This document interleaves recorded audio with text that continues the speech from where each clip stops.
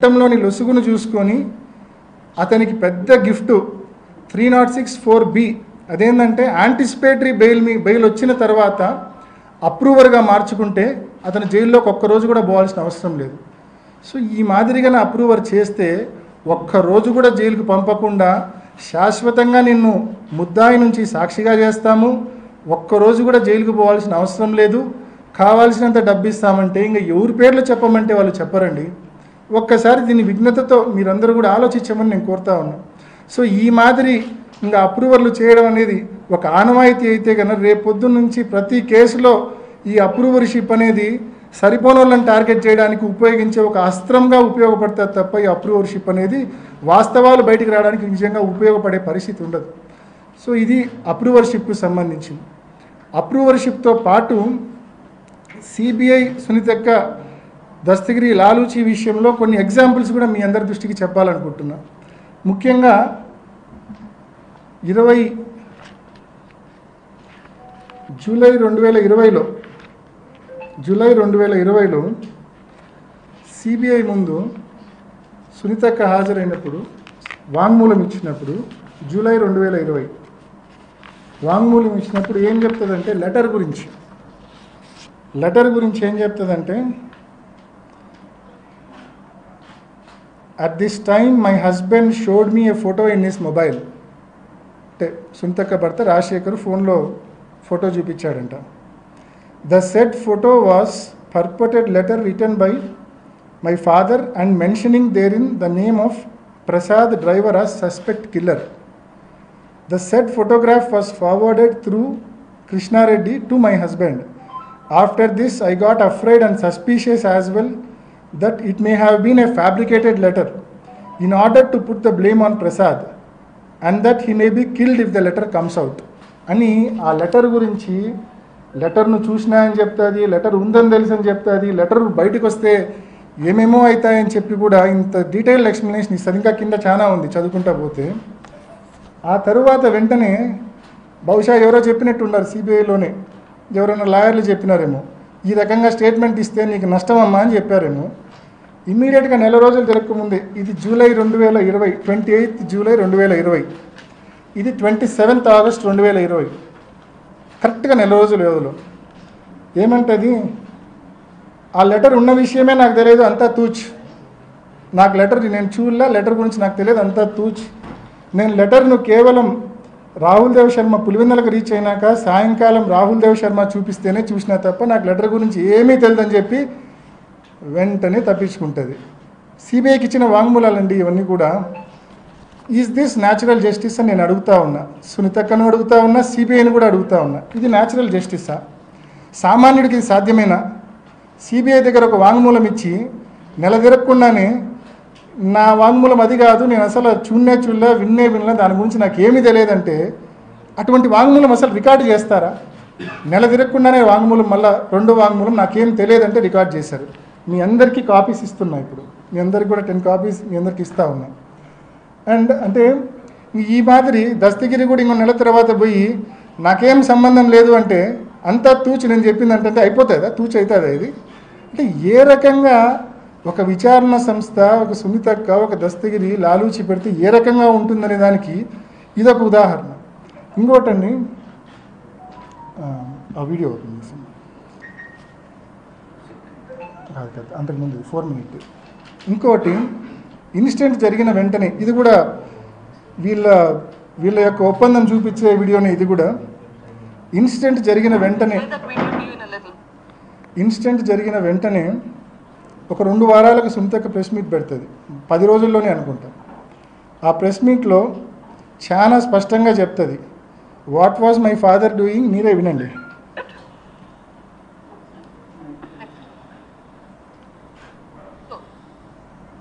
ఎందుకు ఇట్లా జరుగుతుంది? What exactly is happening behind the scenes? నాన్నగారు ఏం చేస్తున్నారు ఈ మధ్య కాలంలో? Is working very very hard. Last couple of months or years he's been working extremely hard. ఏం పని చేస్తున్నారు? Is working. అవినాష్ని ఎంపీ చేయడానికి ఏమేం చేయాలనో ఆలోచిస్తున్నారు. Is working on that. జగనన్నని సీఎం చేయడానికి ఏమేం చేయాలో is working on that. నాన్న చనిపోయింది 15th మార్నింగ్ అయితే 14th ఈవినింగ్ రాత్రి 10 గంటల వరకు కూడా జమ్మల్మడుగులో లాస్ట్ మీటింగ్ అల్లే ప్రభావతమ్మ గారితో, అక్కడ local leader, trying to convince Alle Prabhavatamma garu aunty garu to support Avinash. This has been his agenda, trying to raise people's support so that Avinash would win in the elections. ఇది మన సొంతక్క మాట్లాడింది సరిగ్గా. ఎవరికి దగ్గర మనుషులు అంటే ఒకసారి మీరు ఆలోచించండి, గమనించండి. ఎవరికి దగ్గర వ్యక్తులు? వివేకం పెదనాన్న కుటుంబానికి అత్యంత ఆప్తులు. ఈ జిల్లాలో రాజకీయాలు తెలిసిన ప్రతి ఒక్కరికి వివేకానంద రెడ్డి పెదనాన్నకు ఎర్రగంగిరెడ్డి ఎంత ఆప్తుడో, ఎంత దగ్గరవాడో ప్రతి ఒక్కరికి తెలుసు. నేను చెప్పాల్సిన పనిలా, మీ అందరికీ తెలుసు. అండ్ తర్వాత ఈ సునీల్ యాదవ్ అండ్ ఉమాశంకర్ అండ్ దస్తగిరి, ఈ నలుగురు ఆయన చనిపోకముందు 2 సంవత్సరాలు ఆయనతో కలిసి బెంగళూరుకు, చెన్నైకి ప్రయాణం చేసేవాళ్ళని, ఆయనతో పాటు కలిసి భోజనం కూడా చేసేవాళ్ళని, టేబుల్ మీద, డైనింగ్ టేబుల్ మీద అంత చనువు ఆయనతో ఉందని చెప్పి నేను చెప్పేది కాదన్నా, ఇది స్వయంగా వాళ్ళ ఇంట్లో పనిచేసే సర్వెంట్ ఇచ్చిన వాంగ్మూలం. పండింటి రాజశేఖర్ ఎవరినైతే ఆ రోజు రాత్రి సౌభాగ్యమ్మ గారు నువ్వు ఇంట్లో ఉండొద్దు కాణిపాకం పో అని చెప్పి చెప్తారో అదే పండింటి రాజశేఖర్.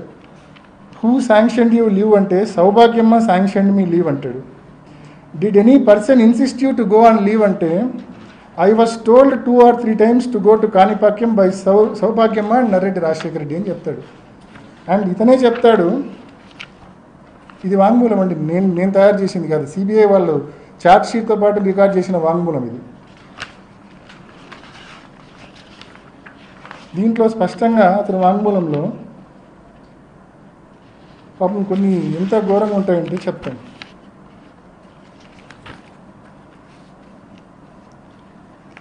దీంట్లో స్పష్టంగా అప్పుడప్పుడు ఆయనతో కలిసి భోంచేసేవాళ్ళని చెప్పి Sunil Yadav and Umashankar Reddy came to meet Vivekananda sir at his residence every 2 or 3 days.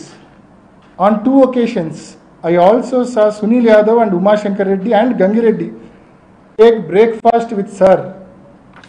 ఇంట్లో పనిచేసే సర్వెంట్ ఇచ్చిన వాంగ్మూలమే పండింటి రాజశేఖర్. ఇంకా చెప్తాడు చాలా ఇతను. ఇంకా కొన్ని పర్సనల్స్లోకి నేను పోదలుచుకోలేదు, ఎందుకంటే అవి పోవడం కరెక్ట్ కూడా కాదు కాబట్టి. బట్ ఒకటైతే చెప్పాలనుకున్నా దీంట్లో నుంచి, ఇంకా డ్రైవర్ ప్రసాద్ది కూడా వాంగ్మూలం ఉంది, మీకు అందరికి ఇస్తున్నా కాబట్టి మీరు కూడా చదవండి. చివరి 2 సంవత్సరాలు వివేకానంద రెడ్డి గారు ఎంత దుర్భరమైన జీవితం, పాపం ఎంత ఇబ్బంది పడ్డాడు ఆయన అని చెప్పి స్పష్టంగా వీళ్ళ వాంగ్మూలాలు చదివితే మీకు అర్థమవుతుంది. అసలు he was desperately waiting for some big money. పెద్ద ఎత్తున డబ్బు వచ్చే పరిస్థితికి వచ్చే దానికోసం వెయిట్ చేస్తూ ఉన్నాడని చెప్పి దీంట్లో ఉంది. Sir's anxiety and eagerness to receive money kept on increasing and I heard him talk desperately about money. He is consuming excessive alcohol and cigarettes and also lies down on the stairs. Sometimes I carried Vivekananda sir inside his house. ఎక్సెస్గా మందు ఎక్కువ తాగి ఇంటి బయట steps మీద ఆయన పడిపోతే తాను ఎత్తుకొని పోయి బెడ్రూమ్లో పండబెట్టేవాడిని అని చెప్పి స్వయంగా ఇంట్లో పనిచేసే సర్వెంట్ చెప్తా ఉన్నాడు. అంటే మీ తండ్రిని చివరి రోజుల్లో నిరాదరణకు గురి చేసి, ఎందుకు నిరాదరణకు గురి చేశారు, ఎందుకు ఈ రకంగా ఆదరణ లేకుండా నిరాదరణకు గురి చేశారు? కేవలం వివేకానంద రెడ్డి సార్ ఆ డబ్బు డైమండ్స్ రూపంలోనో బెంగళూరు స్థలం రూపంలోనో ఆ డబ్బు వస్తే ఆ డబ్బులో సింహభాగము వీళ్ళకు సెకండ్ ఫ్యామిలీకి, షమీం గారికి, వాళ్ళ పిల్లాడికి ఇవ్వాలని చెప్పి ఆయన భావించాడు కాబట్టి పూర్తిగా వదిలేశారు. ఆయన చెక్ పవర్ రద్దు చేశారు. ఆయన ఏ ఆస్తి అమ్మే పరిస్థితి లేదు, వ్యాపారాల నుంచి డబ్బు డ్రా చేసే పరిస్థితి లేదు. ఏ ఆస్తి అమ్మాలన్నా కూడా వీళ్ళ నాలెడ్జ్లో లేకుండా అమ్మలేడు. Joint check power, joint registration చేయాలి. సో ఈ మాదిరి ఆయన్ను పూర్తిగా బిగించాడు. ఆయనకి ఈ రకంగా ఏదైనా స్థలంలోనో డైమండ్లోనో ఆదాయం వస్తే తప్ప ఈ సెకండ్ ఫ్యామిలీకి హెల్ప్ చేయలేని పరిస్థితి. ఇటువంటి దుర్భర పరిస్థితుల్లోకి ఆయన నెట్టివేసింది మీరు కాదా అని నేను అడుగుతా ఉన్నా సుంతక్కను స్పష్టంగా. నరెడ్డి రాజశేఖర్ గారిని అడుగుతా ఉన్నా. మరి ఈ రకంగా ఆయన డెస్పరేషన్లోకి గురి చేసి ఎక్కువ ఎక్సెసివ్ ఆల్కహాల్ కన్జ్యూమ్ చేసి సిగరెట్లు తాగి స్టైల్స్ మీద బయట పడిపోయే పరిస్థితి, ఇంట్లో పనిచేసే వాళ్ళు ఎత్తుకొని పోయి బెడ్రూమ్లో పండబెట్టే పరిస్థితికి మీరు తీసుకొచ్చారంటే, మీ ఓన్ వాంగ్మూలాల్లో కనిపిస్తూ ఉన్నాయంటే, ఏ రకంగా మీ తండ్రిని చివరి రోజుల్లో సంవత్సరాల్లో మీరు ఏ రకంగా 2-3 సంవత్సరాల్లో మీరు ఏ రకంగా నెగ్లెక్ట్ చేశారనేది ఇంతకంటే స్పష్టంగా ఇంకా ఏ రకంగా మనం చెప్పగలమనేది ఒక్కసారి ఆలోచన చేయమని కోరుతా ఉన్నా. సో ఇటువంటి లోపభూయిష్టమైన విచారణ అడ్డం పెట్టుకొని సంవత్సరం రోజులుగా మా నాన్న లోపలేసినారు. దాదాపు 3 ఏళ్ళుగా 2.5 సంవత్సరాలుగా మరి శంకరన్న లోపలుండి ఈ మధ్య బెయిల్ మీద వచ్చారు. మరి ఈ రకంగా ఒక హియర్సే ఎవిడెన్స్ను బేస్ చేసుకొని గూగుల్ టేక్అవుట్ అంటారు. అది కూడా మీకు చెప్పాలా, నిన్న ప్రెస్ మీట్లో నేను సహజంగా చూడను వీళ్ళ ప్రెస్ మీట్లు, నిన్నెందుకో చూసిన గూగుల్ టేక్అవుట్ గురించి మాట్లాడినారు. గూగుల్ మ్యాప్స్ గూగుల్ టేక్అవుట్ 2 ఒకటే అని చెప్పే ప్రయత్నం చేసింది. పొరపాటున కూడా ఒకటి కాదు. గూగుల్ మ్యాప్స్లో మనం ఒక లొకేషన్కి పెడితే లొకేషన్కి స్పష్టంగా తీసుకొని పోతుంది Google map. Google takeout is not accurate location కాదు. గూగుల్ టేక్అవుట్ యొక్క యాక్యురసీని గూగులే సర్టిఫై చేయట్లేదు. 20 మీటర్ల నుంచి 1000 మీటర్ల వరకు దాని యొక్క కరెక్షన్ ఫ్యాక్టర్ ఉంటుంది, నెంబర్ 1. నెంబర్ 2, నువ్వు ఫోన్లో వైఫై వాడితే ఒక మాదిరి యాక్యురసీ ఉంటుంది, ఫోన్లో మొబైల్ డేటా వాడితే ఒక మాదిరి యాక్యురసీ ఉంటుంది. సో ఈ మాదిరి దాని యాక్యురసీ అనేది ఇంట్లో ఉంటే ఒక మాదిరి యాక్యురేట్ ఉంటుంది, ఇంటి బయట ఉంటే ఒక మాదిరి యాక్యురేట్ ఉంటుంది. సో గూగుల్ టేక్అవుట్ నువ్వు ఈరోజు ఎక్కడున్నావు అనేది 3 ఏళ్ల తర్వాత నువ్వు తీసింది అది, and it can be fabricated also. So ఆ రకమైనటువంటి లోపభూయిష్టమైన గూగుల్ టేక్అవుట్ని అడ్డం పెట్టుకొని ఒకటి దస్తగిరి హియర్స్ ఎవిడెన్స్ అండి. దస్తగిరితో స్వయంగా అవినాష్ రెడ్డో భాస్కర్ రెడ్డో శంకర్ రెడ్డి మాట్లాడని చెప్పాడు. నాకు ఎర్రగంగిరెడ్డి చెప్పాడు పెద్దోళ్ళు వెనకలు ఉన్నారు మనకు డబ్బులు ఇస్తారని చెప్పి. Erra Gangi Reddy, that is hearsay evidence. ఆడా ఈడా ఇన్నది అది ఒక హియర్స్ ఎవిడెన్స్. రెండోది గూగుల్ టేక్అవుట్, ఇందాక నేను చెప్పింది. ఈ గూగుల్ టేక్అవుట్ ఆధారంగా అంటే ఇప్పుడు మా కాంపౌండ్లో ఉన్నాడన్న వ్యక్తి పులివెందుల ఆర్టీసీ బస్ స్టాండ్ దగ్గరే ఉండొచ్చు 1000 మీటర్ల కరెక్షన్ ఫ్యాక్టర్ అంటే. So and note this point, it can be fabricated also. So అటువంటి and 1 year back first IO ఉన్నప్పుడు ఇదే గూగుల్ టేక్అవుట్ సునీల్ యాదవ్ ఫోన్లో నుంచి చేసినారు 2 years బ్యాక్. ఆ రోజు ఏం లోపం కనిపించలేదు వీళ్ళకు. రామ్ సింగ్ సునీత కాంబినేషన్ కలిసినాకనే ఎందుకు లోపం కనిపిస్తూ ఉంది? రామ్ సింగ్ సునీతక్క కాంబినేషన్ కలిసినాకనే ఎందుకు లోపం కనిపిస్తూ ఉంది అంటే గూగుల్ టేక్అవుట్ను ఫ్యాబ్రికేట్ చేసినారా? పోనీ ఇది కూడా ఇంకొక ఉదాహరణ చెప్తా మీకు. ఇందాక 4-5 ఉదాహరణలు చెప్పా, ఇంకో ఉదాహరణ చెప్తా.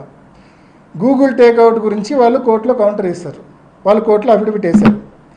నేను కూడా గూగుల్ టేక్అవుట్ గురించి స్పష్టంగా వాళ్ళు బాగా నమ్మే వాళ్ళ అప్రూవర్ దస్తగిరి స్టేట్మెంట్కు ఈ గూగుల్ టేక్అవుట్కు వ్యత్యాసం ఉంది. వాళ్ళు ఏమంటారు, 2:30-3 వరకు ఈ తతంగం అంతా జరిగింది ఆ ఇంట్లో అని చెప్తారు. మధ్యలో 1:50కి మా ఇంటికి వచ్చినట్టు చెప్తారు. అంటే వాళ్ళ ఓన్ అప్రూవర్ స్టేట్మెంటే వీళ్ళ గూగుల్ టేక్అవుట్ థియరీని డిస్ప్యూట్ చేస్తూ ఉంది. సో ఈ అంశం మేము కోర్టులో నేను కౌంటర్ అఫిడవిట్ వేసినప్పుడు వెంటనే మళ్ళీ దానికి ఏం చెప్పారు తెలుసా? మీ అందరూ చూసి ఉంటారు. దానికి కౌంటర్ మళ్ళీ సిబిఐ ఏమని వేసింది తెలుసా? లేదు మాది పొరపాటు, మేము కోర్టుకు సమర్పించింది. ఎందుకంటే వాళ్ళు పొరపాటును ఒప్పుకోలేదు అనుకోండి, వాళ్ళ అప్రూవర్ థియరీ దస్తగిరి చెప్పిందంతా అబద్ధమని ఒప్పుకోవాల్సి వస్తుంది పొరపాటును ఒప్పుకోకుంటే. దాన్ని వాళ్ళు ఎలా కవరప్ చేసుకున్నారంటే కోర్టులో కౌంటర్ ఏమని వేశారంటే లేదు మేము ఏదైతే సమయం మెన్షన్ చేసినామో కోర్టుకు వేసిన అఫిడవిట్లో అది Greenwich mean time, GMT Greenwich mean time, దానికి ఇండియన్ స్టాండర్డ్ టైం ఐఎస్టీ గన చూపాలంటే కన్నా ఒక 5:30 గంట యాడ్ చేయాలా అని చెప్పి వాళ్ళే కౌంటర్ వేసినారు కోర్టుకు. సిబిఐఏ కౌంటర్ వేసింది. అంటే వాళ్ళ అలిగేషన్స్ను వాళ్ళే తప్పు పట్టుకున్నారు. అంటే దానికి అది జిఎంటీకి ఐఎస్టీకి మధ్య 5:30 గంట వ్యత్యాసం ఉంది. సో ఆ 5:30 గంట వ్యత్యాసం నేపథ్యంలో ఇంకా టైమింగ్సే మారిపోతాయి పూర్తిగా. సో ఇంత ఇల్లాజికల్ నిందలు వేసిన తర్వాత మేము కోర్టులో అఫిడవిట్ వేసిన తర్వాత మళ్ళీ 4 గడుచుకొని దాన్ని కరెక్ట్ చేసుకోవడం. నేను కనీసం ఈ అరగంటలో మీకు 5-6 ఉదాహరణలు చెప్పా. ఏ రకంగా సిబిఐ సునీతక్క ప్రతిసారి నేను వాళ్ళ తప్పులు ఎత్తి చూపడము, వాళ్ళు దాన్ని కరెక్ట్ చేసుకోవడము. కానీ ఒక అబద్ధాన్ని ఏం చేస్తే నిజమవుతుంది? అది మీరు ఎన్ని తిప్పలు పడితే అది నిజమవుతుంది. అది నిజమయ్యే సమస్య లేదు, ఎందుకంటే అది అబద్ధం కాబట్టి నాకు న్యాయ వ్యవస్థ మీద సంపూర్ణమైన విశ్వాసం ఉంది. వీళ్ళందరూ కుట్ర పన్ని చంద్రబాబు నాయుడు గారి కుట్రలో పావులుగా మారి ఏబిఎన్ రాధాకృష్ణకు తొత్తులుగా మారి వీళ్ళందరూ నన్ను ఎంత అటాక్ చేసినా కూడా నేనైతే ఏ తప్పు చేయలేదు, ఏ రోజు కుంగిపోను. అండ్ స్పష్టంగా చెప్తా ఉన్నా, నాకు న్యాయ వ్యవస్థ మీద సంపూర్ణమైన విశ్వాసం ఉంది. తప్పకుండా నిజం నిలకడ మీద తెలుస్తుంది. రాబోయే రోజుల్లో తప్పకుండా ఫ్యాక్ట్ అనేది బయటికి వస్తుంది. సిబిఐ చేసిన విచారణకు వాళ్ళు లెంపలేసుకొని మళ్ళీ రియల్ వర్షన్కు వెనక్కి పోవాల్సి వస్తుంది. ఆ రోజు తప్పకుండా వస్తుందని సంపూర్ణ విశ్వాసంతో నేను చెప్తా ఉన్నా. ఎనీ క్వశ్చన్స్నా? గూగుల్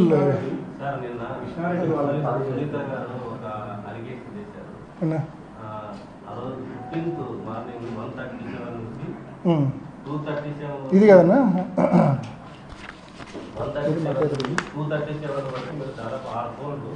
చెప్తాను. లెట్ మీ ఆన్సర్ నా కరెక్ట్. మీరు అడిగిన క్వశ్చన్ కరెక్ట్. నేను ఆ ప్రెస్ మీట్లో ఇది కూడా అడిగింది, నేను మర్చిపోయిన ఆన్సర్ చేయడం. ఇదే కదా, దిస్ ఈజ్ ఇట్ కదా. అసలు ఇది ఏందో తెలుసా మీకు?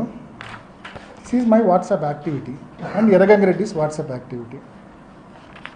Nothing but WhatsApp activity. March 14 రాత్రి ఎందుకండి? నేను ఆ రోజు రాత్రి ఫస్ట్ జరిగింది చెప్తాను. నేను ఆ రోజు రాత్రి 10:30కో 11కో పండుకున్నా. పొద్దున్నే 5కి లేచినా. 6 గంటలు బాగా నిద్రపోయినా, 5కి లేచినంత స్పష్టంగా చెప్తా ఉన్నా, ఎటువంటి డౌట్ లేకుండా మీ అందరికీ బల్ల గుద్ది చెప్తా ఉన్నా. నేను 6 గంటలు ఆ రోజు రాత్రి పండుకున్నా. అండ్ 5 o'clock 4:45కో 5కో రఫ్గా లేచింటా. ఈ వాట్సాప్ యాక్టివిటీ అంటే ఏంది అని క్వశ్చన్ మీది, అంతే కదన్నా? ఈ వాట్సాప్ యాక్టివిటీ అంటే ఏంటంటేనా, ఇది దిస్ ఈజ్ నాట్ సిడిఆర్. ఇది నా నుంచి గంగిరెడ్డికి ఫోన్ పోవడమో, గంగిరెడ్డి నుంచి నాకు ఫోన్ రావడమో కాదు. ఇది నా నుంచి గంగిరెడ్డికి మెసేజ్ పోవడమో, గంగిరెడ్డి నుంచి నాకు మెసేజ్ రావడమో కాదు. ఇది this is nothing but WhatsApp activity. నేను ఒక ప్రజాప్రతినిధిగా నా ఫోన్లో ఎన్నో గ్రూప్స్ ఉంటాయి. ఎన్నో పొలిటికల్ వైఎస్ఆర్సీపీ పులివెందల అని, వైఎస్ఆర్సీపీ మైదుకూరు అని, వైఎస్ఆర్సీపీ కడప అని రకరకాలైన గ్రూపులు ఉంటాయి నా ఫోన్లో.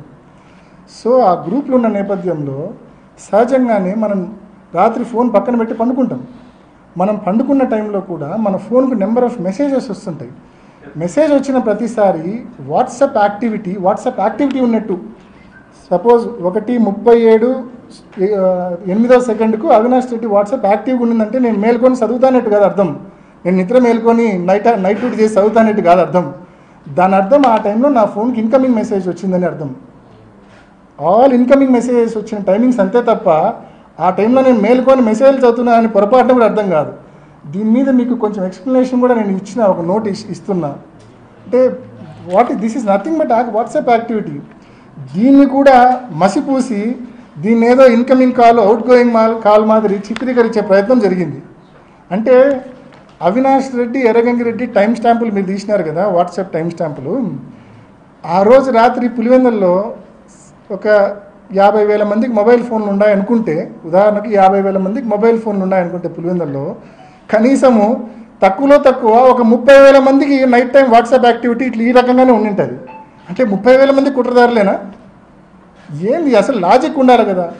అంత ప్రీమియర్ ఇన్స్టిట్యూటు ఇంత నీచమైన అలిగేషన్స్, ఇంత బేస్లెస్ సెన్స్లెస్ అలిగేషన్స్ చేయడము, దాన్ని పట్టుకొని మా పీపీటీ పెట్టి మసిపూసే కార్యక్రమం. ఏంది అలిగేషన్స్? కొంచెం అర్థం, ఎవరితో ఉన్నా టెక్నికల్ ఎక్స్పర్ట్తో ఉన్నా మాట్లాడితే అర్థమవుతుంది. మనం పండుకున్నప్పుడు కూడా మనకు మెసేజ్లు వస్తే కన్నా బ్యాక్గ్రౌండ్లో వాట్సాప్ యాక్టివ్గా ఉన్నట్టు చూపిస్తుంది ఆ టైం స్టాంప్లో. దట్ ఇన్ ద సెన్స్ నేను మేల్కొని చదువుతానంటే కాదు అది అర్థం. And to be very clear, ఎవరితో అయినా వెరిఫై చేసుకోమని చెప్పండి. ఆ రోజు రాత్రి ఒక 6 hours నా ఫోన్ ఐడియల్గా ఉంటుంది, నేను పండుకున్నా కాబట్టి. అండ్ పొరపాటున కూడా అవుట్ గోయింగ్ మెసేజ్ పోయిండే ఛాన్సే లేదు. కారణం ఏంటంటే ఓన్లీ ఇన్కమింగ్ మెసేజెస్ను ఎవరు నిలవరించలేరు. ఫోన్ ఆన్లో ఉన్నప్పుడు ఇన్కమింగ్ మెసేజెస్ రాకుండా ఆపగలమన్నా? వస్తాయి కదా సహజంగానే. బట్ దట్టు ఎర్రగంగిరెడ్డి నుంచి నాకు ఎటువంటి ఇన్కమింగ్ మెసేజ్ రాలేదు. మళ్ళీ అది కూడా క్లియర్గా చెప్తున్నా. నాకు ఆ రోజు రాత్రి ఒక 10 మెసేజ్లు వచ్చిండొచ్చు. వివిధ గ్రూప్స్లో ఉంటాం కాబట్టి పార్టీకి సంబంధించి రకరకాలైన మెసేజ్లు వచ్చిండొచ్చు, తప్పేముంది దాంట్లో? వాట్సాప్ యాక్టివిటీ ఉంటే తప్పు చేసినట్ట? ఏంది అసలు ఈ విమర్శలేంది, ఈ నిందలేంది? అసలు నేను చెప్పిన హియర్స్ ఎవిడెన్స్లో కానీ, నేను చెప్పిన ఆ గూగుల్ టేక్అవుట్లో కానీ, ఇందాక చెప్పిన ఈ వాట్సాప్ యాక్టివిటీలో కానీ ఏమన్నా బేస్ ఉందా ఒకసారి మీరు ఆలోచించండి. కొంచెమన్నా బేస్ ఉందా ఒకసారి మీరు ఆలోచించండి. మీ విజ్ఞతగా నేను వదిలేస్తాను, వాళ్ళ విజ్ఞతగా నేను వదిలేస్తాను, నన్ను విమర్శించే వాళ్ళ విజ్ఞతగా నేను వదిలేస్తాను. ఎంత నీచమంటే ఈ 3 ఏళ్ళుగా ఎంత ఘోరంగా క్యారెక్టర్ అసాసినేషన్ చేసినారంటే, ఈ కేసు వల్ల నన్ను ఎన్ని ఇబ్బందులు పెట్టినారంటే, మా కుటుంబం ఎంత సఫర్ అయిందంటే, మా నాన్న వయసు 74 ఏళ్ళు, లోపల జైల్లో మగ్గుతున్నాడు సమస్యలతో. ఆయన ఏం కర్మ పాపం, ఏం తప్పు చేసినాడని ఈ రోజుకి ఆయన ఒకే ప్రశ్న, నేను నా జీవితం అంతా ఎవరికి తెలిసి ద్రోహం చేయాలని, నాకేంది కర్మ అని బాధపడతాడు. పులివెందుల్లో ప్రతి ఒక్కరికి తెలుసు మా నాన్న ఎవరికి తెలిసి ఎవరికి ద్రోహం చేయలే. అటువంటి వ్యక్తిని అన్యాయంగా లోపలేసినారు. ఆ ఉదయ్ అనే పిల్లోడు, వాని మీద అలిగేషన్ ఏంది, మధ్యరాత్రి 4 గంటలకు రోడ్లో తిరుగుతానంట. నేను రోడ్లో తిరిగితే ఏమి, రోడ్లో తిరిగితే కేసులో ఇరికిచ్చేస్తారా? ఏమన్నా అలిగేషన్స్ అండి? అన్యాయంగా మనుషులను లోపలేసి వ్యవస్థల్లో వాళ్ళకున్న పలుకుబడి ద్వారా చంద్రబాబు నాయుడు గారిని ఉపయోగించుకొని, ఢిల్లీలో ఉండే బీజేపీలోని టీడీపీ పెద్దలను ఉపయోగించుకొని సర్వనాశనం చేసినారు. ఈ కేసును రాజకీయం చేసి చంద్రబాబు చేతిలో పావులుగా మారి మమ్మల్ని సర్వనాశనం చేసినారు. చాలా ఇబ్బందులకు, చాలా నరక యాతనకు గురి చేసినారు మమ్మల్ని. అయినా ఐ స్టిల్ సే, ఇంత అనుభవించిన తర్వాత కూడా, ఏ తప్పు లేకుండా ఇంత అనుభవించిన తర్వాత కూడా చెప్తున్నా, ఎవడో అంటాడు యాంటిసిపేటరీ బెయిల్ వస్తే నాకు పెద్ద రిలీఫ్ అని. ఏందా రిలీఫ్? నేను ఏమైనా చేసింటే కదా నాకు రిలీఫ్. నేను నరకం అనుభవిస్తాను. నాకు అది రిలీఫ్ ఎట్లయితుంది? నాకు సంబంధమే లేదు ఆ కేసుతో. యాంటిసిపేటరీ బెయిల్ వస్తే అది రిలీఫ్ వచ్చినట్టంట. నోటికి వచ్చింది మాట్లాడతారు.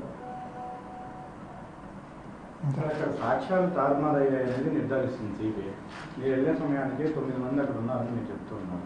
9 మందిలో ఎవరు కూడా లోపలికి వెళ్ళనివ్వట్లేదు, తలుపులు వేసేసి చేశారు. మీరు వెళ్ళిన తర్వాత ఈ సాక్ష్యాలు తారుమారు ప్రక్రియ జరిగింది అంటున్నారు. ఆ 9 మందిలో ఎవరైనా చేసింటారని లేదు. నేను లెట్ మీ బీ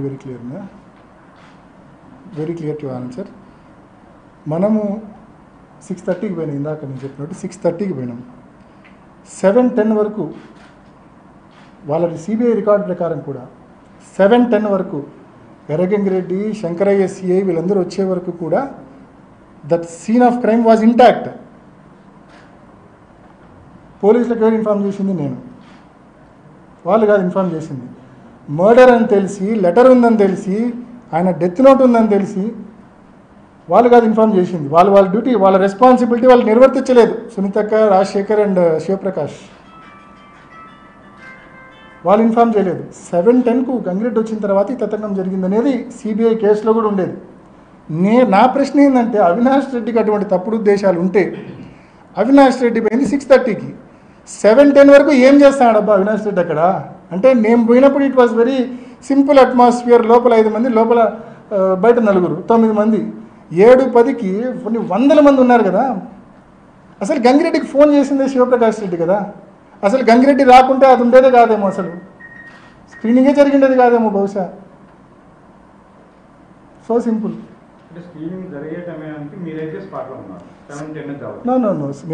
నేను పూర్తిగా బయటే ఉన్నాను. నేను సిబిఐలో నేను దాదాపు 12 సార్లు నన్ను వివిధ సందర్భాల్లో విచారణకు పిలిచింది. పోయిన ప్రతిసారి I made it very clear. చివరిలో డెడ్ బాడీని బయటికి తెచ్చేటప్పుడు మాత్రం నేను లోపలికి వెళ్ళాను. నేను అక్కడ చెప్పింది ఇక్కడ మీకు చెప్తా ఉండేది అది. వాళ్ళు అడిగే ఉద్దేశం వచ్చిందంటే, ఒక సిట్టింగ్ ఎంపీగా ఉన్నారు మీరు అప్పటికి, మీకు అంతా తెలుసు. అక్కడ అది మర్డర్ అనే నిర్ధారణ కూడా మీరు అప్పటికే వచ్చారు. మరి దాన్ని ఆ సీన్ ఎట్లా ప్రొటెక్ట్ చేయాలి ఏంటి? అందులో మీరు చెప్తే కాదని వాళ్ళు లోపల లేరు, కాదని లోపలి చెప్తాను. Erra Gangi Reddy how close he is to వివేకం ప్రధాన అనేది నేను చెప్పాల్సిన పని లేదు. అంటే మేమందరికంటే కూడా Erra Gangi Reddy is quiet close to వివేకం ప్రధాన. రెండోది నేను చెప్పాలనుకుంది ఏంటంటే, ఈ హార్ట్ అటాక్ థియరీ గురించి మీరు ఇండైరెక్ట్గా నన్ను అడుగుతున్నారు. నేను చెప్పాలనుకుంది ఏంటంటే, అది మా స్టేట్మెంట్. హార్ట్ అటాక్ థియరీ మా దగ్గర నుంచి రాలేదండి పొరపాటున కూడా. ఇన్ఫ్యాక్ట్ సునీతక్క సిబిఐ చాలా మందితో తప్పుడు సాక్ష్యాలు చెప్పడానికి ట్రై చేసినారు. చివరికి వాళ్ళ ఇంట్లో పనిచేసే లక్ష్మీదేవో, వాళ్ళ దగ్గర ఉండే ఎర్రంరెడ్డిపల్లె జగదీష్ రెడ్డో, లేదా వాళ్ళ ఇంట్లో పనిచేసే లక్ష్మీదేవి కొడుకో ఇట్టటి వాళ్ళతో, ఇంట్లో పనిచేసే వాళ్ళతో తప్పుడు వాంగ్మూలాలు ఇప్పించగలిగినారేమో కానీ, లేకుంటే వాళ్ళ ఇన్ఫ్లుయెన్స్కి గురైన వాళ్ళతో తప్పుడు వాంగ్మూలాలు ఇప్పించగలిగినారేమో కానీ, వాస్తవంగా అయితే చాలా మందితో తప్పుడు వాంగ్మూలాలు, ఈ శశికళ అండ్ కో ఉన్నారు కదా నలుగురు, వాళ్ళతో సిబిఐ తప్పుడు వాంగ్మూలాలు తీసుకునే ప్రయత్నం చేసింది. వాళ్ళని పిలిచి, అవినాష్ రెడ్డి మీరు గేట్ దగ్గర నిలబడుకుంటే వివేకం సార్ హార్ట్ అటాక్ చనిపోయినట్టు చెప్పమని వాళ్ళు ఇన్ఫ్లుయెన్స్ చేసినారు, ప్రెజర్ పెట్టినారు వాళ్ళను, శశికళ అక్క వాళ్ళను, గేట్ దగ్గర ఉన్న వాళ్ళను. బట్ ఆయన మాకు అట్లా చెప్పలే, మేము చెప్పము అని. ఇంకొక వ్యక్తి గేట్ దగ్గర హిమకుంట్ల వాసి, నేను సిబిఐలో పేరు కూడా చెప్పిన, ఆ వ్యక్తి గేట్ దగ్గర కొంచెం గట్టిగా మాట్లాడి లోపల పోతాడు.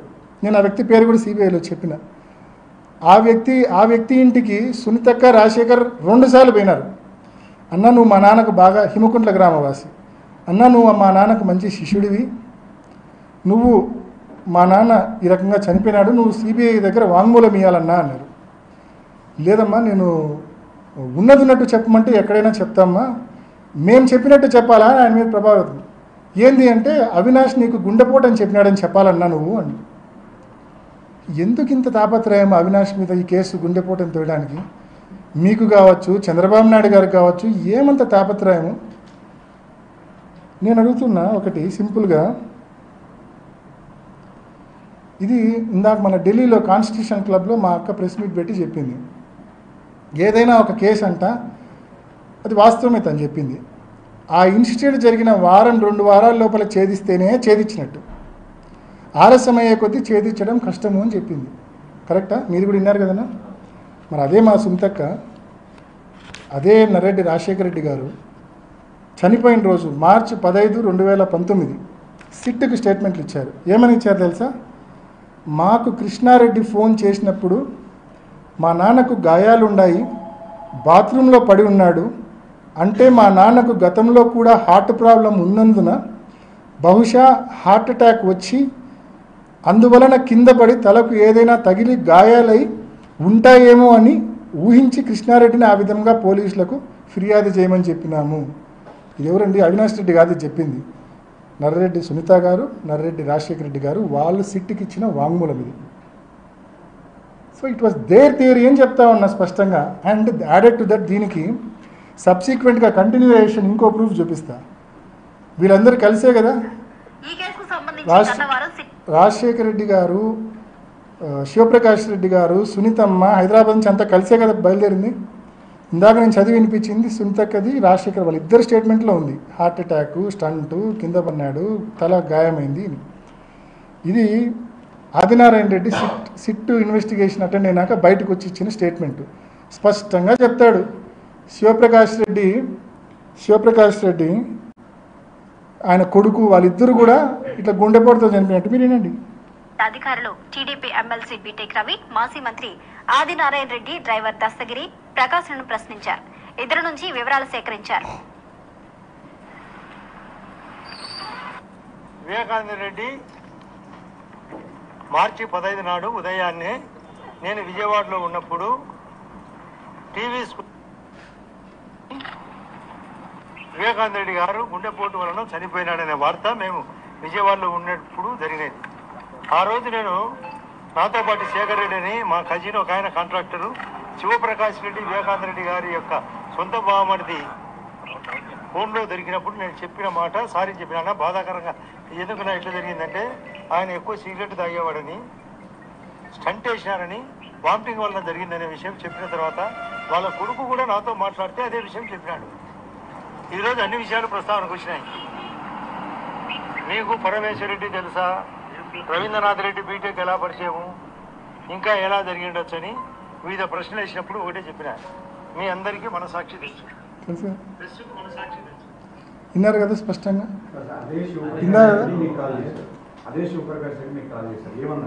నాతో బావ చనిపోయినాడు, అర్జెంటుగా ఇంటికి పో. ఆయన వాంగ్మూలంలో కూడా అదే ఉంది. ఏంది అంకుల్ మీరు మాట్లాడేది అంటే, అవునమ్మా అని కొంచెం వీపింగ్ టోన్తో మాట్లాడాను. అర్జెంటుగా పోమ్మా, మేము ఎవరం లేము. సో ఇమీడియట్గా పోయినాం ఇంటికి. దట్స్ వాట్ నేను రీజన్ ఏం చెప్పలేదు. నేను అదే నా వాంగ్మూలంలో ఉంది, అదే తన వాంగ్మూలంలో కూడా ఉంది. మీరు చూస్తే అర్థమవుతుంది. శివప్రకాష్ రెడ్డి వాంగ్మూలం లోపల చూసాక పోలీస్కి మీరే ఫస్ట్ కాల్ చేశారు. నేనే ఫోన్ చేసినాను. పోలీస్కి నా క్వశ్చన్ కూడా అదేనా, ఇంత జరిగిన తర్వాత అక్కడ లెటర్ ఉందని తెలిసిన తర్వాత, చంపబడ్డాడని తెలిసిన తర్వాత, డెత్ నోట్ ఉండి చదివిన తర్వాత ఏ రకంగా వాళ్ళు ఈ రకమైన స్టేట్మెంటు సిట్కి ఇచ్చినారనేదే నా ప్రశ్న. ఆ రోజే మర్డర్ అని తెలిసింది వాళ్ళొక్కరికి 100% మర్డర్ అని తెలిసింది. ఆ లెటర్ మూలకంగా వివేకానంద రెడ్డి గారు రాసిన లెటర్ వలన మర్డర్ అని తెలిసింది వాళ్ళొక్కరికే. ఫొటోస్ వీడియోస్ కూడా వాళ్ళు తెప్పించుకున్నారు 6:30 కల్లా. So having clear knowledge that it is a murder, why dead did not inform police? నేను ఇన్ఫార్మ్ చేసి క్లియర్గా వివేకానంద రెడ్డి గారు చనిపోయినారు, చాలా రక్తం ఉంది, తొందరగా రండి. This is what I said. బెడ్రూమ్లో బాత్రూంలో చాలా రక్తం ఉంది, వెంటనే రండి. నేను ఎటువంటి కంక్లూషన్ ఇవ్వలేదు. నేను స్పష్టంగా చెప్పిన, గతంలో కూడా చెప్పిన, you can check.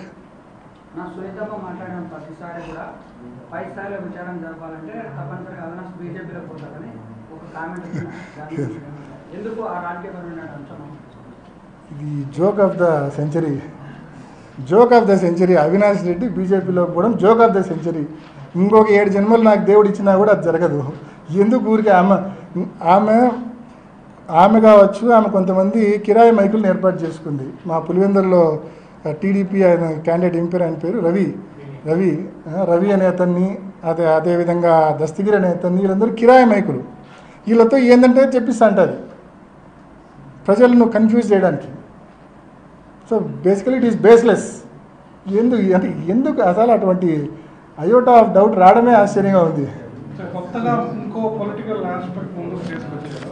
2009లో Rajasekhara Reddy గారు చనిపోయిన వెంటనే Pulivendula seat by election me father అడిగారు, అది కుదరదని అప్పుడు ఒక గొడవ అయిందని చెప్పి షర్మిల న్యూ ఇష్యూస్. ఇవన్నీ 2011లోనే షర్మిలకి ఎందుకు చెప్పలే? రాజశేఖర రెడ్డి గారు చనిపోయింది 2009లో కదా, ఎందుకు చెప్పలే? 2023-24లో ఎందుకు చెప్తా ఉంది? Common sense.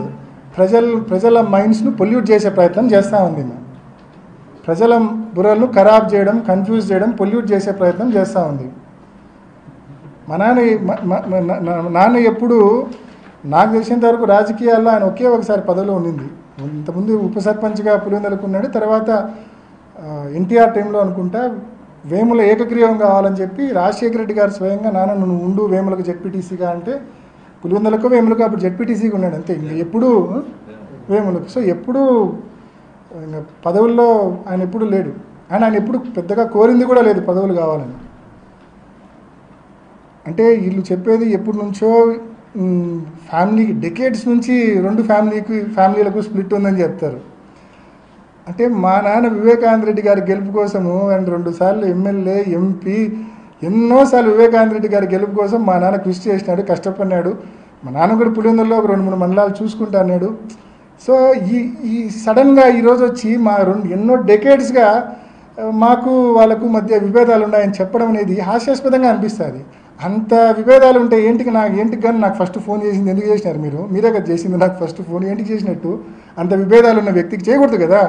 సో ఏదన్నా మాట్లాడితే అర్థం ఉండాలి, అంటే అర్థం లేకుండా మాట్లాడకూడదు. అండ్ మరీ ముఖ్యంగా చెప్తున్నా వివేకం సారు చనిపోయే రోజు కూడా నా కోసం పనిచేసినాడు. మనస్ఫూర్తిగా చెప్తున్నా. ఈరోజు ఎంపీ టికెట్ను ఒక మోటివ్గా చూపించడము అంతకంటే నీచం ఉండదు. చనిపోయే రోజు 2014 చివరి రోజు ప్రచారం మీరు ఒకసారి చూడండి. డెకేడ్స్ నుంచి విభేదాలు ఉన్నాయని మా అక్కలు చెప్తా ఉన్నారు. కానీ వివేకం సార్ పాపం ఎప్పుడూ అట్లా లేడు. 2014 చివరి రోజు వేంపల్లి టౌన్లో తిరిగినాం. మీ దగ్గర పాత వీడియోలు అంటే తీసి చూడండి. వేంపల్లి టౌన్లో 3 గంటలు ర్యాలీ చేసి వేంపల్లి అడ్ రోడ్లో ఆయన ప్రసంగించినాడు. ఆ 3 గంటల ర్యాలీలో కావచ్చు, అడ్ రోడ్లో కావచ్చు, ఆయన ఒక 10 సార్లు చెప్పినాడు నా 2 కొడుకులను జగన్ను అవినాష్ను గెలిపిండి, రామలక్ష్మణ్ను గెలిపిండి అని 10 సార్లు చెప్పినాడు ఆ మీటింగ్లో. ఇష్టం లేకుండా చెప్తారా? అట్లా సాధ్యమా మనిషికి చెప్పడం? అట్లా మనస్ఫూర్తిగా పాపం ఆయన అంత బాగా మనకు చెప్తే చివరి రోజు కూడా ఇందాక సుంతక్క మాట్లాడిన చనిపోయిన తర్వాత 10 రోజుల్లో మాట్లాడిన వీడియో ఇందాక మీకు వినిపించా. ఏమని చెప్పింది? వాళ్ళ నాన్న ఏం చేస్తానని చెప్పింది. చివరి రోజుల్లో అవినాష్ గెలుపు కోసము, జగనన్న గెలుపు కోసము తిరుగుతూ ఉన్నాడని చెప్పింది స్పష్టంగా. నేను సునీతక్కను సిబిఐని క్వశ్చన్ చేస్తూ ఉన్నాను. మడూరు గ్రామంలో 300 ఇల్లు ఆ రోజు డోర్ టు డోర్ తిరిగినాడు. చాపాడు మండలం మడూరు గ్రామంలో 300 ఇల్లు డోర్ టు డోర్ పెదనాన్న తిరిగినాడు ఆ రోజు, వివేకం పెదనాన్న. ఇంటింటికాడ కరపత్రం ఇచ్చినాడు. కింద రఘురామరెడ్డి ఎమ్మెల్యే ఫోటో, కింద ఎంపీ అభ్యర్థి ఫోటో అవినాష్ రెడ్డి. ఇంటింటికాడ కరపత్రం ఇచ్చినాడు. 300 ఇల్లు తిరిగినాడు. ఎంపీగా నన్ను గెలిపిమని, ఎమ్మెల్యేగా రఘురామరెడ్డి గారిని గెలిపిమని. అంటే నా కోసం తిరిగి గెలిపిమని అడిగే వ్యక్తితో అంటే ఏ రకంగా వీళ్ళు ఎంపీ టికెట్ను మోటివ్గా చూపిస్తున్నారో అర్థం కావడం. అంటే లాజిక్ లేదు, సెన్స్ లేదు. అండ్ తిరగడమే కాదు. సో నేను సిబిఐని అడుగుతా ఉన్నా, ఆ 300 గడపల్లో కనీసం ఒక్కరినన్నా పోయి అడిగినారా మడూరు గ్రామంలో? మీరు వివేకానంద రెడ్డి చివరి రోజు ప్రచారం చేసిన గ్రామానికి సిబిఐ కానీ సునీతక్క కానీ పోయి అడిగినారా? ఒక్కరినన్నా అడగల. ఎందుకు అడగల? వీళ్ళకి కావాల్సిన ఆన్సర్లు వాళ్ళు చెప్పరు కాబట్టి. సింపుల్. రెండోది, ఎమ్మెల్సీ ఎన్నికల గురించి విమర్శ చేస్తారు. 834 మంది ఓటర్లు ఉన్నారు అబ్బాయి ఎమ్మెల్సీలో ఏదో బ్యాక్ స్టాప్ చేసినామని నిందేసినారు. అంటే success has many fathers, failure is orphan అన్నట్టు ఫెయిల్యూర్ అయినప్పుడు ఈ రకంగా నిందలు పడతాయి అనుకోండి. ఇంత సిన్సియర్గా పనిచేసినా పడతాయి అనుకోండి. అయితే ఆ రకంగా నిందేసిన తర్వాత 830 ఎందుకు గాను సిబిఐ కేవలం సునీతకు అలిగేషన్ చేయడమే కానీ కనీసం ఒక్క ఓటర్నన్నా పిలిచి సిబిఐ అవినాష్ మాకు అట్లా చేయమన్నాడు, బ్యాక్ స్టాప్ చేయమన్నాడు అని చెప్పించినారు. ఫోన్ గెలిచిన బీటెక్ రవే లాస్ట్కి చెప్పలేదు కదండి. బీటెక్ రవి చెప్పాలి కదా, నా గెలుపుకు కారణం అవినాష్ అని చెప్పాలి కదా. ఆ పక్క బ్యాక్ స్టాప్ చేసింటే నేను గెలిచినా అని చెప్పాలి కదా. టిల్ డేట్ ఆయనే చెప్పలేదు కదండి కనీసము. మీ నాన్న మీద అనైతికంగా అక్రమంగా గెలిచిన బీటెక్ రవి ఈరోజు మీకు మంచోడు, ఒక కిరాయి మైక్. ఈరోజు మీ నాన్న కోసం ఎన్నో ఎలక్షన్లు కష్టపడి పనిచేసిన మేము ఈరోజు మాతో విభేదాలు ఉన్నాయి, family disputes for the past decades అని చెప్పి మా మీద అంటారు. లాజిక్ ఉందా, సెన్స్ ఉందా మీరు మాట్లాడే దాంట్లో అని చెప్పి నేను క్వశ్చన్ చేస్తా ఉన్నాను. సిబిఐ కూడా ఎందుకైనా మడూరులో 300 ఇల్లు పెదనాన్ని తిరిగితే 300 గడపల్లో ఒక్కరిని కూడా పిలిచి ఎందుకు ఇన్వెస్టిగేట్ చేయలే? ఎందుకు కానీ ఎమ్మెల్సీ ఎన్నికల్లో 834 ఓటర్లు ఉంటే ఎందుకు కానీ ఒక్కరిని కూడా ఇన్వెస్టిగేట్ చేయలే? ఆ రోజు ఉదయం జమ్మలమడుగులో జీకే కొండారెడ్డి పార్టీ జాయినింగ్ నేను ఇంటికి పోవాలా, ఎందుకు కానీ కొండారెడ్డిని కానీ ఆ రోజు జాయిన్ అయిన వాళ్ళని కానీ ఒక్కరిని కూడా పిలిచి ఆ రోజు ఎంపీ రావాల్సి ఉందా లేదా అనేది ఒక్కరిని కూడా ఎందుకు ఇన్వెస్టిగేట్ చేయలే? దిస్ ఈజ్ లోపభూయిష్టమైన ఇన్వెస్టిగేషన్, ఫాల్స్ ఇన్వెస్టిగేషన్. ఇంత లోపాలతో కూడిన ఇన్వెస్టిగేషన్ నేను ఎన్నో లోపాలు మీ ముందు ఇప్పుడు ఎత్తి చూపిన. ఇంత లోపాలతో కూడిన ఇన్వెస్టిగేషన్ను బేస్ చేసుకొని మనుషులను టార్గెట్ చేసి సంవత్సరాలు మనుషుల్ని లోపలేసే ఇది జరుగుతుందంటే ఒక్కసారి ఆలోచించండి. న్యాచురల్ జస్టిస్ అనేది నిజంగా సామాన్యుడు సునీతక్క మాదిరి ఒక మాదిరి స్టేట్మెంట్ ఇచ్చి మళ్ళా పోయి నెల తర్వాత పోయి నా అది కాదు నేను మర్చిపోయినా తూచి అంటే ఒప్పుకుంటారు. ఇంకొకరైతే సామాన్యుడికి సాధ్యమా? అది మా సునీతక్క లాంటి వాళ్ళకు సాధ్యం. అది దస్తగిరి లాంటి అప్రూవర్లు చేయడం సామాన్యులకు సాధ్యమా? మా సునీతక్కకు సిబిఐకి అయితే సాధ్యం. కాబట్టి ఏది ఏమైనా వీళ్ళు ఎన్ని కుట్రలు చేసినా, చంద్రబాబు కుట్రల్లో కుతంత్రాల్లో భాగంగా వీళ్ళు ఏమి చేసినా సరే న్యాయ వ్యవస్థ మీద సంపూర్ణమైన విశ్వాసం ఉంది. ఆ వ్యవస్థ మీద ఉన్న విశ్వాసంతో చెప్తా ఉన్నా, తప్పకుండా 100% ఎటువంటిది ఈ కేసులో పసే లేదు. ఇందాక నేను చెప్పిన హియర్స్ ఎవిడెన్స్ కావచ్చు, నేను చెప్పిన గూగుల్ టేక్అవుట్ కావచ్చు, అదేవిధంగా వాట్సాప్ టైమ్ స్టాంప్స్ కావచ్చు, మీకు వివరంగా ఎక్స్ప్లెయిన్ చేసిన ఎటువంటి పసలేని విమర్శలు, అంతా assumptive, presumptive, creative, no facts. So స్పష్టంగా ఈ వాస్తవాలను గమనించి ప్రజలకు చేరవేయవలసిందిగా మిమ్మల్ని అందరినీ కూడా మనస్ఫూర్తిగా నేను మనవి చేసుకుంటూ ముగిస్తా ఉన్నా. రాజశేఖర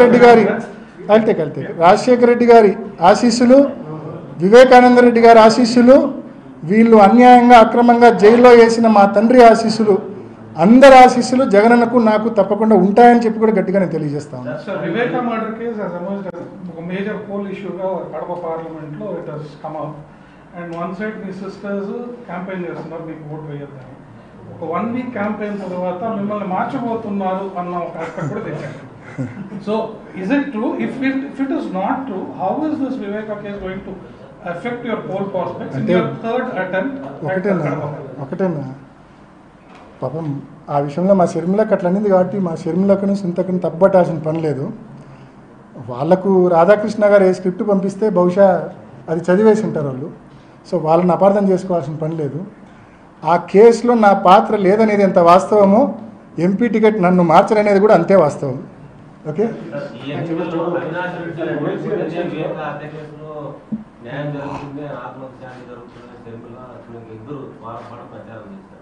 వాళ్ళు ఏమైనా అనొచ్చండి, ఈరోజు వాళ్ళు ఏమైనా మాట్లాడచ్చు. నేను ఇందాక చెప్పినా కదా, ఐ హావ్ మెన్షన్డ్ ఈ విచారణ ఎలా జరిగిందో, ఏ రకంగా చీకటి ఒప్పందము, ఏ రకంగా లాలూచి పడ్డారు విచారణ సంస్థ, సునీతక్క, దస్తగిరి, ఏ రకంగా ఈ విచారణ జరిగిందనేది మీకు సీక్వెన్స్ ఆఫ్ ఈవెంట్స్ ఇంత స్పష్టంగా చెప్పిన.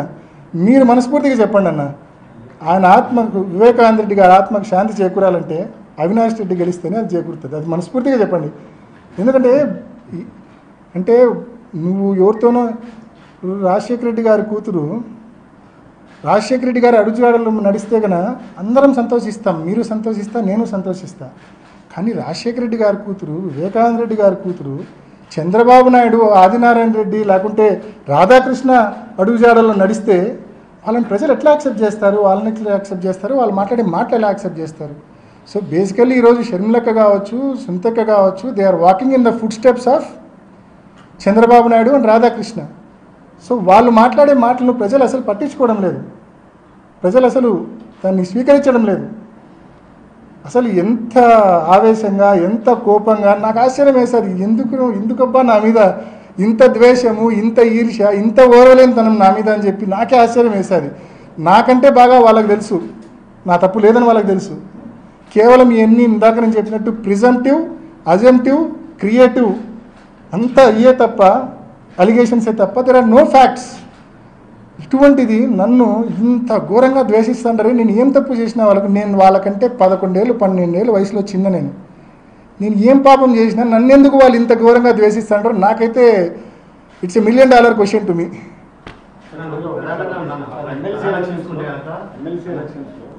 మున్సిపాలిటీలో క్రాస్ ఓటింగ్ జరిగిందని ఫీల్ అయ్యి వివేకానంద రెడ్డి గారు మీ తండ్రి గారితో గొడవ పడినారు అనేది ప్రచారం. ఇదంతా చెప్తున్నా కదన్నా, ఇదంతా ఈ అప్రూవర్ కట్టుకథలో భాగంగా పుట్టించిన స్టోరీని. ఏ రోజు వివేకానంద రెడ్డి గారు ఎమ్మెల్సీ ఎలక్షన్స్లో డిఫీట్ తర్వాత నా మీద, నాన్న మీద కోప్పడిన దాఖలాలు లేవు. నెంబర్ 1.